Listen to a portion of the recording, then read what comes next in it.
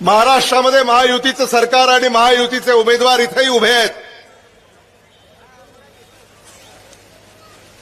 महायुतीने या राज्यामध्ये जो भ्रष्टाचार केला,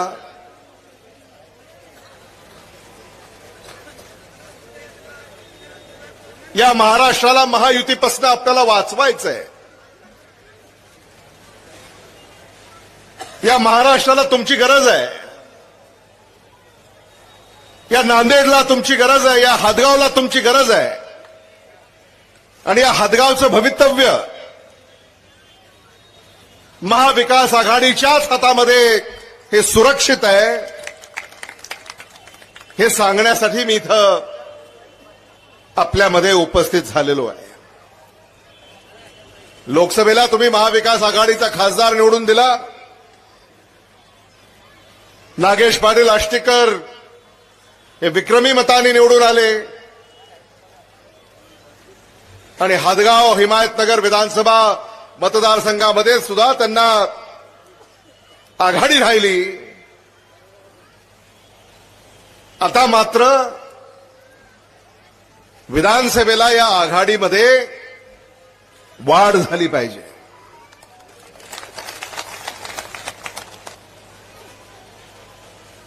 आपण इथं कशासाठी एकत्रित आलेले आहोत? महाराष्ट्र विधानसभेच्या निवडणुकीसाठी. माधवराव पाटील जवळगावकरांनी काँग्रेसच्या पंचसूत्री कार्यक्रमाबद्दल तुम्हाला सांगितलं. महालक्ष्मी योजना तुमच्यासाठी काँग्रेस पक्ष घेऊन येत आहे, महाविकास आघाडी घेऊन येते.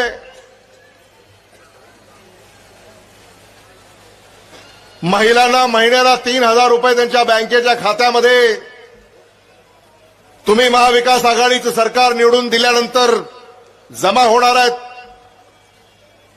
त्यामुळे महिलांना माझा हा प्रश्न आहे की महाविकास आघाडीच्या महालक्ष्मी या योजनेचा महिन्याला 3,000 रुपये याचा लाभ आपल्याला हवाय का नाही? हात वर करून सांगा. महिन्याला 3,000 रुपये महाविकास आघाडीचं सरकार 25 नोव्हेंबरला या महाराष्ट्रामध्ये सत्तेवर येईल आणि 15 डिसेंबरला महिलांच्या बँकेच्या खात्यावर महालक्ष्मी योजनेचा 3,000 रुपयाचा पहिला हप्ता जमा होईल. महिलांना मोफत बस प्रवास या राज्यामध्ये ही योजना आता महाविकास आघाडी तुमच्यासाठी घेऊन येते. शेतकरी इथं किती आहेत त्याच्यावर कर्ज आहे? मला हात वर करा बरं. ज्या शेतकऱ्याच्या डोक्यावर कर्ज आहे हात वर करा. 15 डिसेंबरला तुमचं प्रत्येकाचं कर्ज महाविकास आघाडी माफ करणार आहे. बरं, आणखी एक दुसरा प्रश्न. जे शेतकरी वेळेवर कर्ज परतफेड करतात त्यांनी हात वर करा बरं. वेळेवर. तुम्ही सुद्धा निराश होण्याचं कारण नाही. महाविकास आघाडीचं सरकार आल्यानंतर 15 डिसेंबरला तुमच्याही बँकेच्या खात्यावर 50,000 रुपये प्रोत्साहनपर पैसे आम्ही जमा करणार. सोयाबीनचा पेरा करणारे शेतकरी किती आहेत? जरा हात वर करा बरं. सोयाबीन महाविकास आघाडीनं आणि काँग्रेसचे अध्यक्ष मल्लिकार्जुन खरगे यांनी आता सोयाबीनला 7,000 रुपये भाव जाहीर केलेला आहे. किती? 7,000.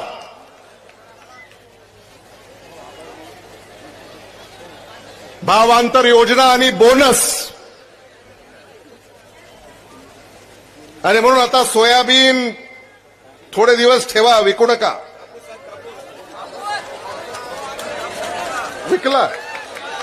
विकलो काय असेल ना?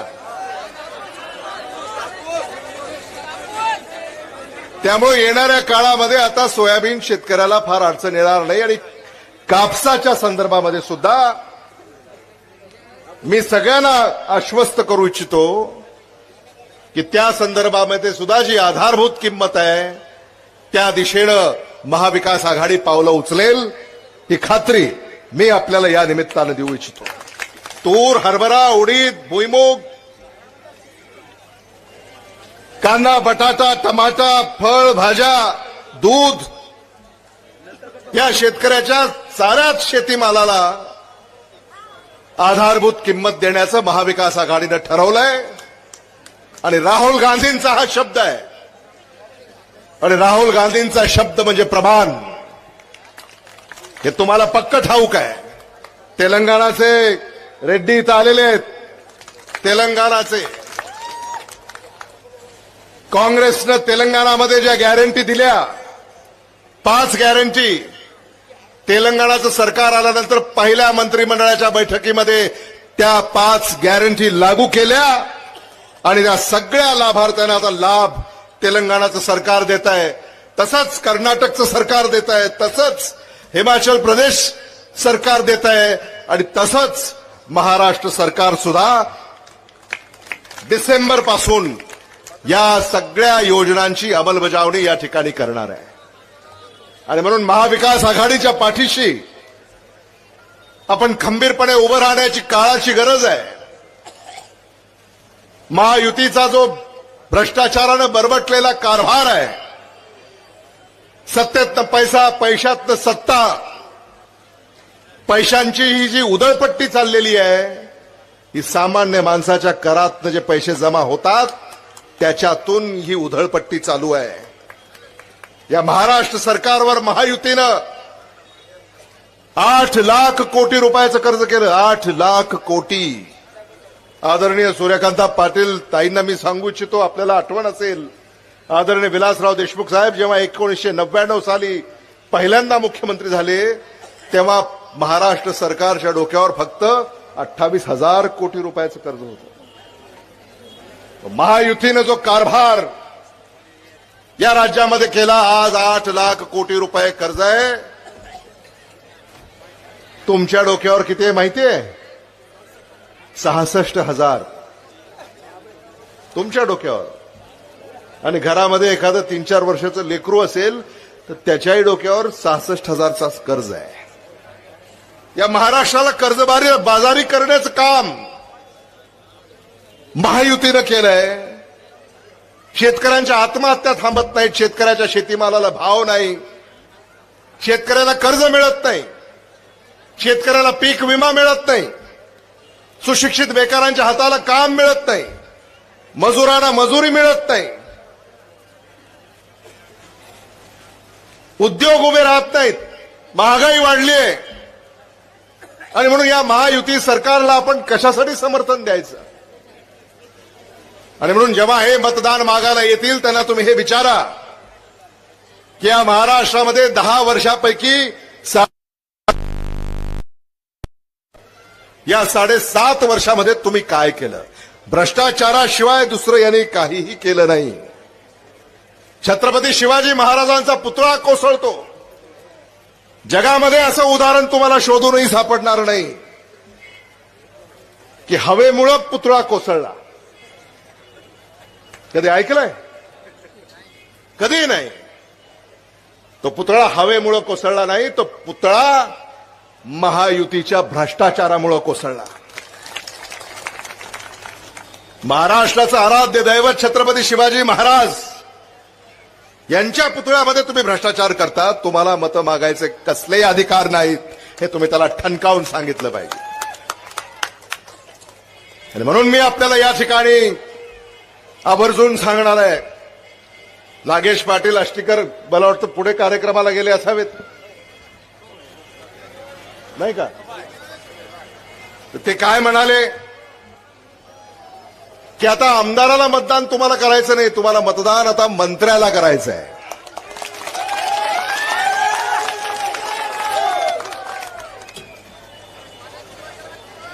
आणि म्हणून आता आला माधवराव,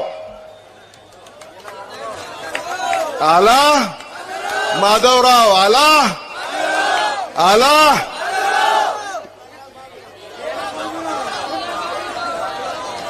गेला बाबूराव. आणि म्हणून या नांदेड जिल्ह्याच्या हदगाव हिमायतनगर या विधानसभा क्षेत्राचा काया पालट करण्यासाठी आम्ही सगळे माधवराव पाटील जवळगावकर यांच्या पाठीशी खंबीरपणे उभे आहोत. आदरणीय सूर्यकांता पाटीलजी, डॉक्टर रेखा चव्हाण, तुमचे सुद्धा मी आभार मानू इच्छितो. तुम्ही सुद्धा इच्छुक होता, पण तुम्ही पक्षाचा आदेश मांडला, तुम्ही माघार घेतली आणि अगदी प्रसन्न चित्तानं तुम्ही या ठिकाणी या प्रचार सभेमध्ये उपस्थित आहात. आणि म्हणून आपल्याला माधवराव पाटील जवळगावकर यांच्या पाठीशी खंबीरपणे उभं राहायचं, हे मला मुद्दामून या ठिकाणी सांगायचं आहे.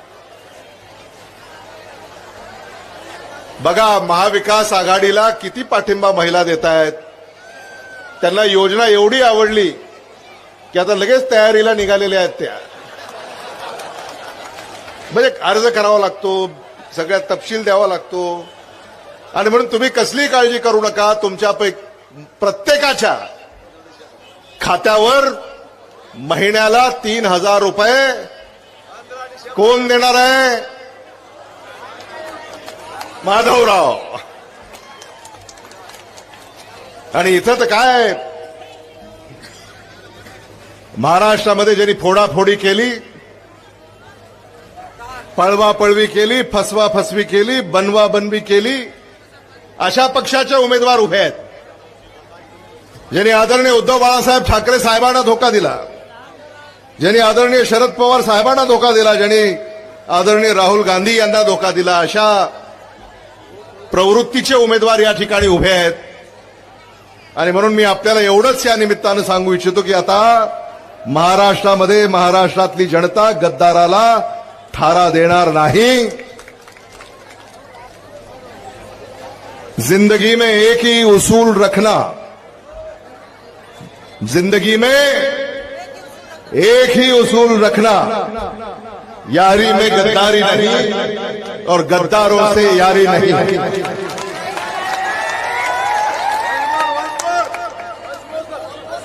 अच्छा, काय रेकॉर्ड करताय? जिंदगी में एक ही उसूल रखना, जिंदगी में एक ही उसूल रखना, यारी में गद्दारी नहीं और गद्दारों से यारी नहीं.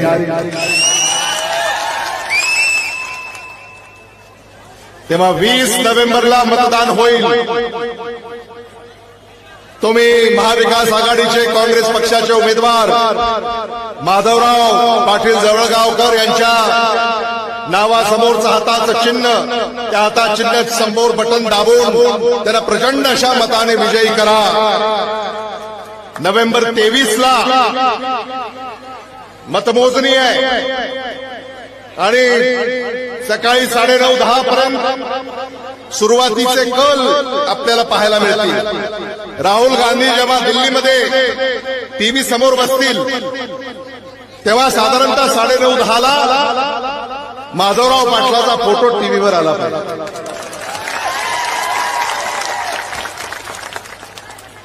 मी राहुल गांधींना तुम्ही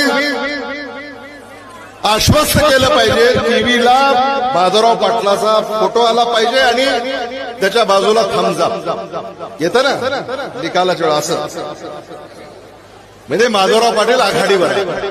मतमोजणी काही तास होईल. सायंकाळी तुम्हाला निवडणूक अधिकारी तुम्हाला निवडून आल्याचं प्रमाणपत्र देतील. प्रमाणपत्र घ्या, फोटो काढा, सगळ्यांचे आभार माना आणि मुंबईची गाडी धरा. कारण 24 तारखेला महाविकास आघाडीला राज्यपालाला भेटून सरकार स्थापनेचा दावा पेश करायचा आहे आणि 25 तारखेला या राज्यामध्ये महाविकास आघाडी सरकार स्थापन होईल.